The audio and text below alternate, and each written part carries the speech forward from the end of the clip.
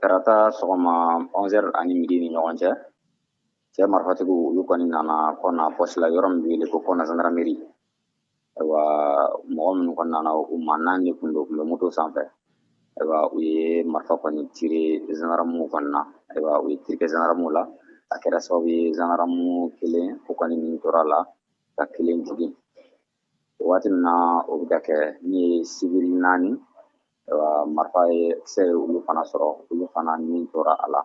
Olu tun bɛ yɔrɔ jumɛn fɛ poste yɛrɛ gendarmew kɛrɛfɛ wa ou bien tun bɛ côté jumɛn na?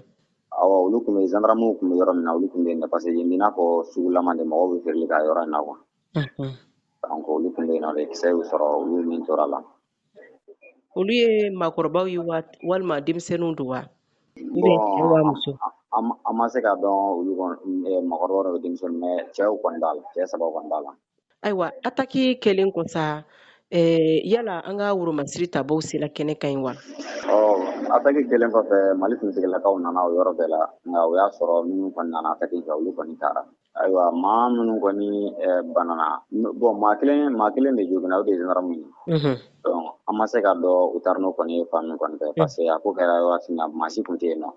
Donc maa 4 min kɔni tora la ayiwa olu kɔni tora kɔnɔ ye. Olu bɛɛ ye kɔnakaw de ye? Olu bɛɛ ye kɔnakaw ye.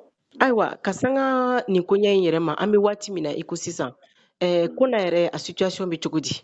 Bon Kɔna situation bɛ cogo min na bi lakanabaliya kɔni bɛ yen nɔ bi kosɛbɛ parce que waati caman u bɛ taa don mɔgɔw kan k'u fa ayiwa hali maa minnu ye fagali kɛ i t'a dɔn donc Kɔnakaw siran don bi kosɛbɛ ka sababu kɛ lakanabaliya ye. Finitigilakaw bɛ poste la hali finitigilakaw ka kan yɛrɛ bɛ yen nka mɔgɔ ninnu fana u bɛ na waati bɛɛ ayiwa nafan tɛ dɔn u taa fan fana tɛ dɔn donc o de la mɔgɔ yɛrɛ bɛɛ bɛ siran bi hali ka kunnafoni yɛrɛ di. Mais est-ce que maa minnu bɛ ka fagali kɛ danfara bɛ dɔn u ni dugudenw yɛrɛ ni ɲɔgɔn cɛla la wa? Mɔgɔ tɛ se ka i tɛgɛ ɲɛsin nin ma ko de don parce que ni mɔgɔ ye marifa mankan mɛn bɛɛ bɛ boli de n'i bɛna ko ɲɛɲini waati i bɛna sɔrɔ u taara ten donc i tɛ se ka dɔn nin don i tɛ se ka dɔn nin tɛ. Bon Kɔnakaw kɔni ka welekan tɛ dɔwɛrɛ dɔrɔn jamana ɲɛmɔgɔw k'u ja u ka dugudenw n'u bololafɛn lakana parce que n'i ye Kɔna yɛrɛ fɔ i b'a fɔ ko commerce n'o ye jago ye taa ni ka seginw de ka ca Kɔna bon n'o tɛ ka se ka kɛ a ɲɛma dɔrɔn donc sigi bɛ gɛlɛya.